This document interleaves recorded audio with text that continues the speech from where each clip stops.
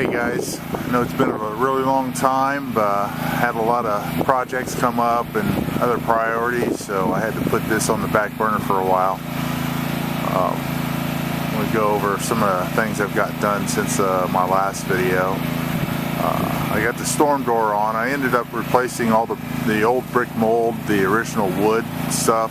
I don't know what it was made out of. It was almost like it was made out of cottonwood. But it was horrible. It started to rot almost immediately, even though it was painted with primer and had enamel paint over top of it. It was terrible. So I replaced it with PVC brick mold, and I'm pretty happy with that. So I'll go inside here and kind of show you what else we got going on. Got a lot of the framing done. I still have a little bit to do on the end here and the doors, as you can see. Basically the way my framing is done is I have a sill plate at the very bottom that I nail in, and I made panels for most of these in 8-foot sections. I'm using 2x3s. So with 2x3s, you have to get to select really straight ones. You don't have a lot of thickness or width to work with. So you don't want anything with any twist or warp in it. A little bow is okay because that's pretty easy to take out.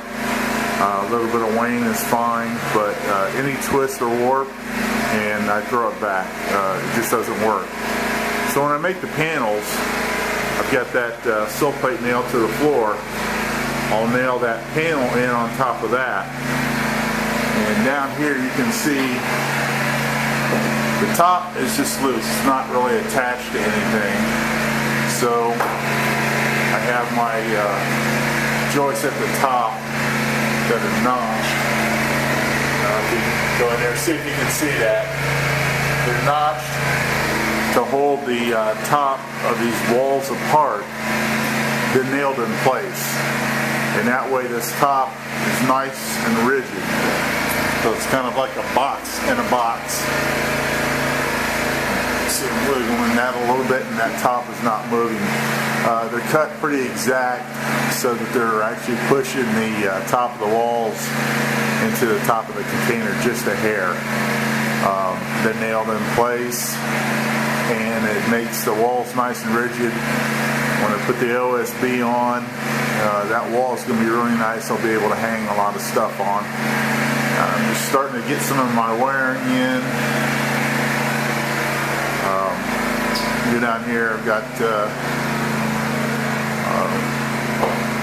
my pieces in between the joists. On the left side, it's 4 foot exactly, so you can put a full sheet up. And then on the other side, they'll have to be ripped down just a hair.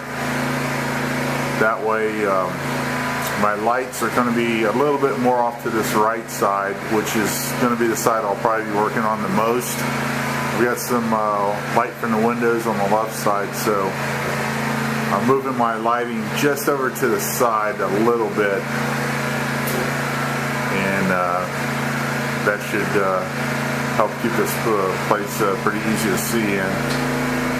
As you move down, you can kind of see I've just got a couple little pieces scabbed in to run the wiring through. You notice up in the top of the rafters, I've dog-eared them so I can run wiring down, and there's a seam right there, so the ends can't be really square. So dog-earing them and putting that little scab piece in helps hold my wiring up.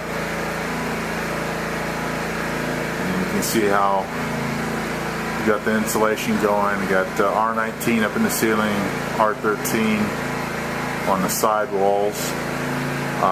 Originally I was hoping to do foam insulation for the whole thing, but the quote I got was like $4,000 for the container, which is just way too much. That's too expensive for what I want to do.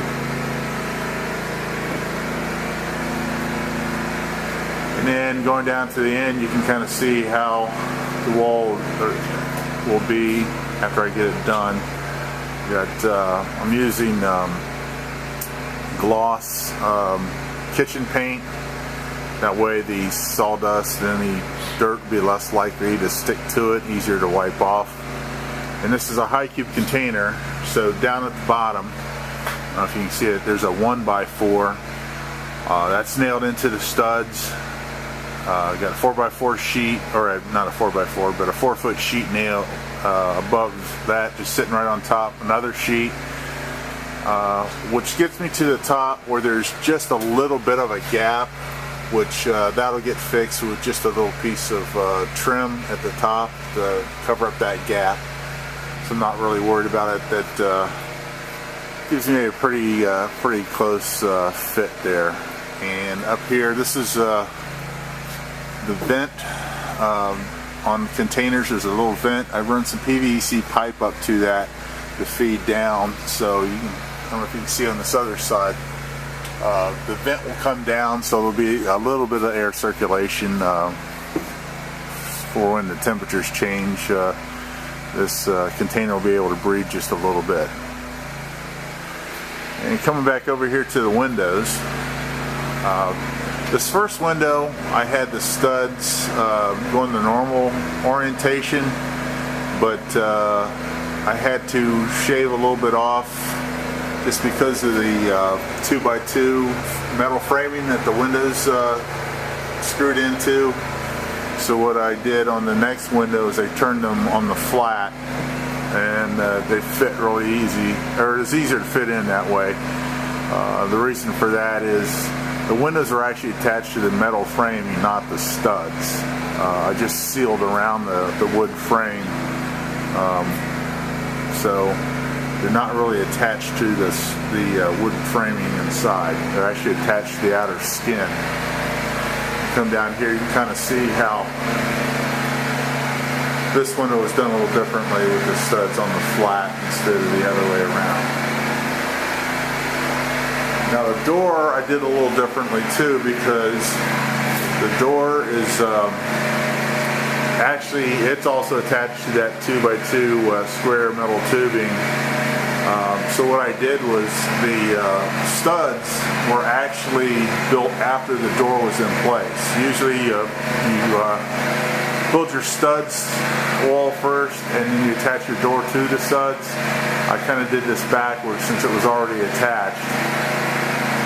So I started from the door frame and worked outward. And to do that, to make it easier so it fit better, I did not build this panel first and put it in.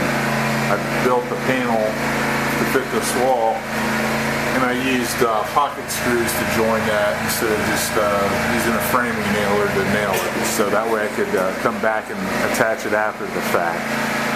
So that's how I did that little part of the deal. And the doors will get framing on them too. They'll be glued to the doors, but I'll also have screws with rubber washers from the outside to hold those on.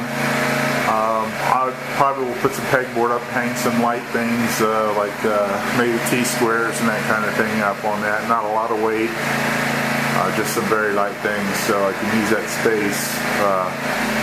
That wall space to hang some tools, but I also have the option of opening those doors if I need to move a big tool out, like my joiner, or if I'm making a cabinet or something like that, I can just take it right out those big doors, right into a trailer or a truck or whatever I'm moving it with. Now the floors in this were pretty beat up. And I don't know if I said it before, but if you can afford to buy a one-trip container, I would absolutely recommend that, because just all the work I've had to put into this with the dings and dents, these gouges, since all my tools are going to be mobile, I've got to fill these in. So the floor is going to be the last thing I'm going to do, and what I'm going to do is I'm going to take a wire brush, clean those gouges out real good, put in 2-part epoxy, and use a scraper to level it, Then once it hardens, I'll sand it so it gets a good grip on the paint, and that'll fill those in so that the wheels on my tools won't get stuck in these and tear up the wheels. But some of these gouges are up to a ½ inch deep. But like I said, it would definitely be worth the probably $2,000 to $3,000 more that a one-trip container would take, because that container is going to be ready to paint on the outside, not a whole lot of rust on it. The walls will be straight, no dings, dents, that kind of thing. If I was going to do a home or something like that, I most definitely would use a new container, not a used one. They tell you it's wind and water tight, which means it's wind and water tight the day they deliver it. A month, a year from now, it may not be without a lot of work. So I'll have to do some more work on the outside of this to keep it in good condition, keep it leak free.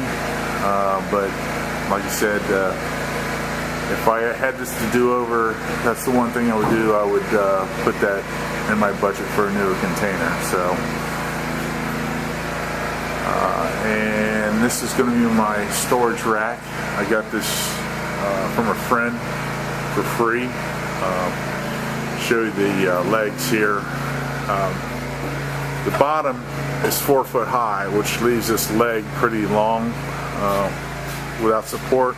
So what I did was I used a 2x3 cut to fit and screws and fender washers to stiffen that. One of the things that gave me that idea is one leg in the back corner there was kind of dinged up. So to straighten it out, I used this method, and I did it on all 4. I also put a layer of this PVC. It's what they use for showers. It'll help the wood slide on it a little bit better. The lower left is going to be for my sheet goods. The right side, I'm going to add some more shelves. That'll be for my bigger mobile power tools, my planer, my miter saw, that kind of thing, and some short boards on the bottom.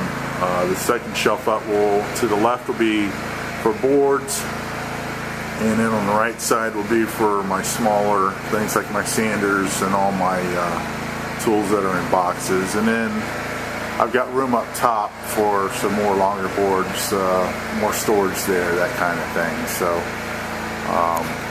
and then it'll also be secured to the wall to keep it from wobbling, because there's a lot of weight. And I also strengthened the bottom. The bottom shelf has it's got 2 layers of particle board glued and screwed together, and then underneath I did the same thing I did here. I took a 2x, cut it so this middle shelf kind of goes through the plywood down to the bottom, and underneath the 2x is actually touching the floor and the shelf. So that bottom shelf is actually supported directly to the floor, not just through the metal on the shelf, the metal of the rack. So that makes that a little bit stronger, because that's going to have a lot of weight on this. So I wanted to kind of distribute that weight a little bit better and support it. So that's a good way to take one of these shelves and beef it up a little bit so it can handle the weight. So that's kind of it for now, and when I get a little bit more done, I'll come back with another video for you.